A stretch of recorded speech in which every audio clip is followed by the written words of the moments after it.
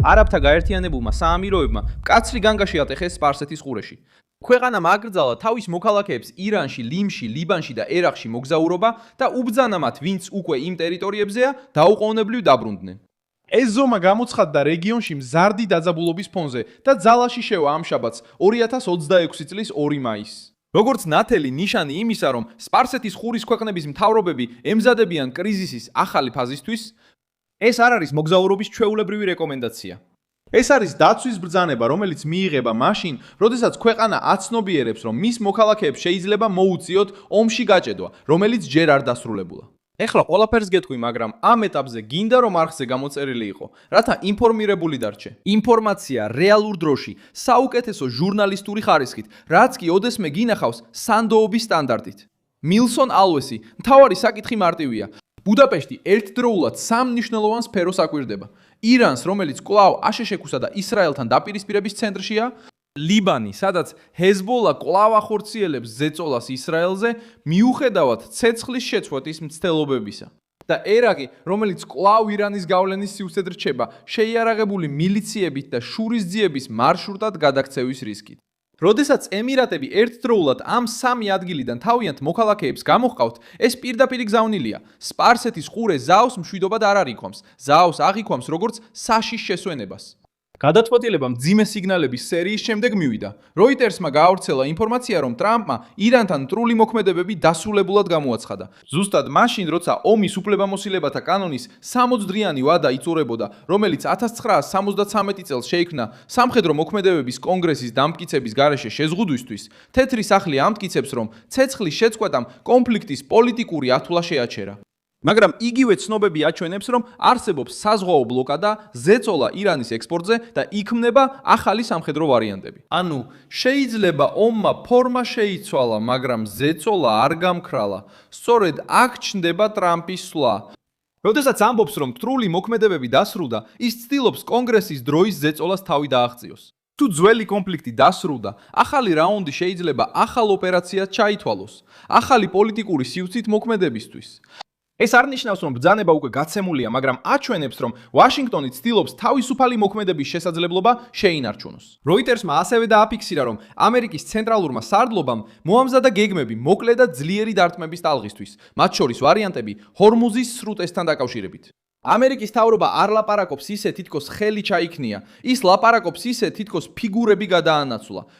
ირანი ცდილობს მსოფლიოს აჩვენოს, თითქოს წინააღმდეგობა გაუწია და გამარჯვებული გამოვიდა, მაგრამ ფაქტები სხვა რამეს აჩვენებს. რეჟიმი ბლოკადის ქვეშაა, ექსპორტის შესაძლებლობა დაკარგა, ფინანსურ ზეწოლას განიცდის და მაინც ცდილობს ჰორმუზის სრუტე ვაჭრობის ბერკეტად აქციოს.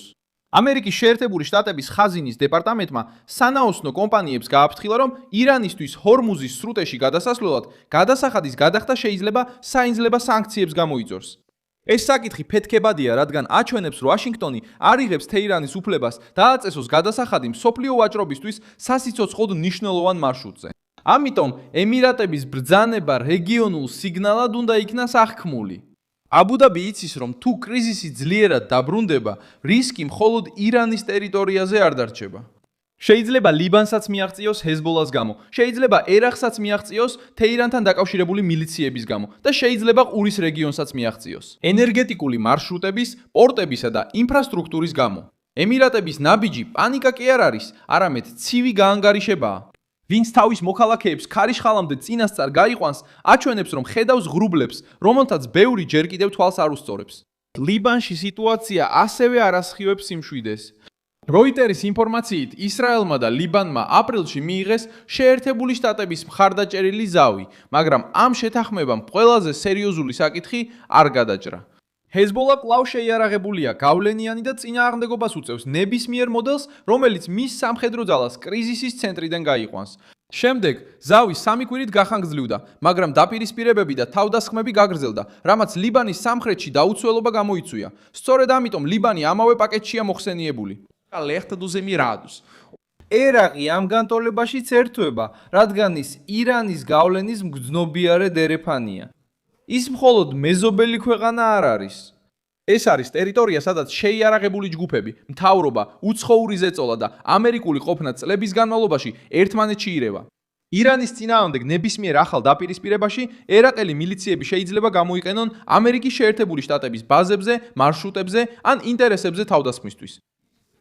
ქვეყნის განადგურება ასეთი ტერიტორიის შემთხვევაში სახელმწიფოებისთვის მოქალაქეების იქ დატოვება ნიშნავს გაუმართლებელ რისკზე დათანხმებას.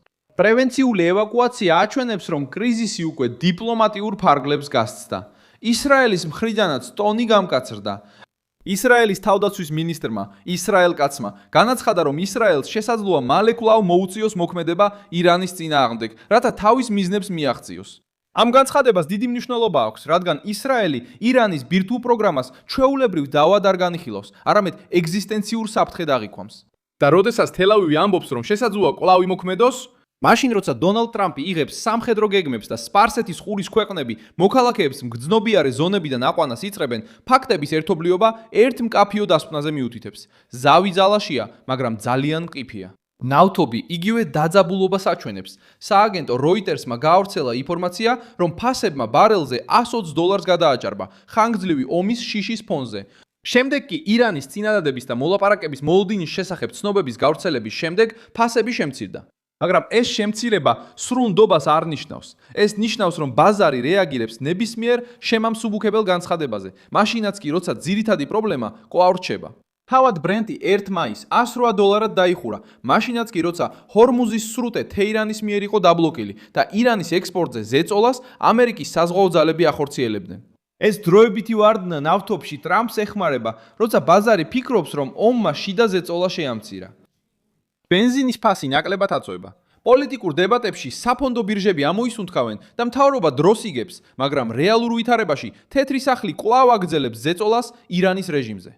ომანის ყურეში ბლოკადამ როგორც აქსიოსი იუწყება, ირანს უკვე დაახლოებით $4.8 მილიარდი დაუჯდა ნავთობის შემოსავლებში 13 აპრილის შემდეგ.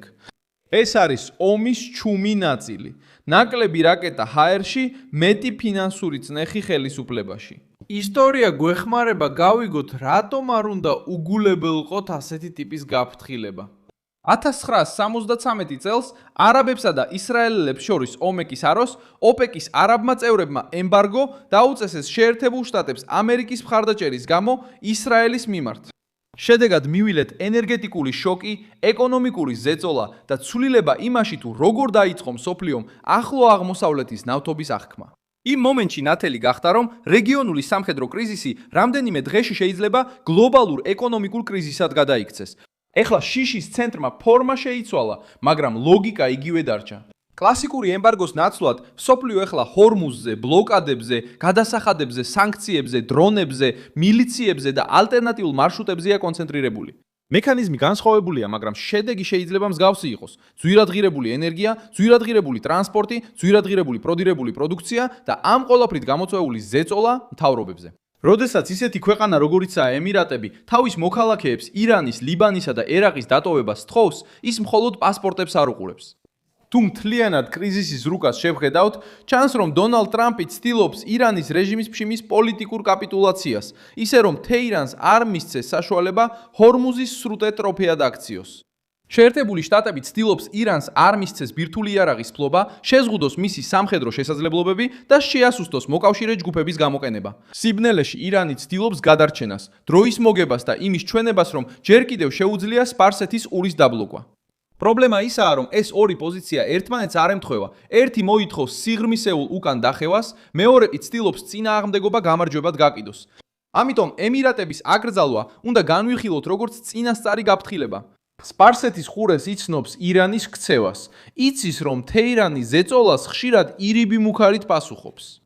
თუ ზღვაში ზარალობს, მილიციების მეშვეობით ზეწოლას ახდენს, თუ შემოსავალი აკლდება, ცდილობს მეზობლებისთვის ხარჯი შექმნას, თუ კუთხეში მოექცა, ცდილობს აჩვენოს, რომ ჯერ კიდევ შეუძლია ნავთობის ფასზე გავლენის მოხდენა. ეს არის მიზეზი, რატომაც მიიღეს ზომა მოქალაქეების დასაცავად, სანამ შემდეგი ტალღა აეროპორტებს, გზებსა და საზღვრებს საფრთხის წერტილებად აქცევს. საბოლოოდ ემირატების გაფრთხილება უფრო მეტს აჩვენებს, ვიდრე უბრალოდ საკონსულო ზომას. ეს აჩვენებს, რომ რეგიონი ემზადება ახალი სამხედრო აფეთქების შესაძლებლობისთვის.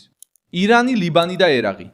ისინი ერთად ჩნდებიან, რადგან ქმნიან გავლენის რკალს, რომელსაც თეირანი იყენებს თავისი მტრების დასაწოლად. დონალდ ტრამპი ცდილობს შეინარჩუნოს ზეწოლა კონგრესისთვის კონტროლის გადაცემის გარეშე.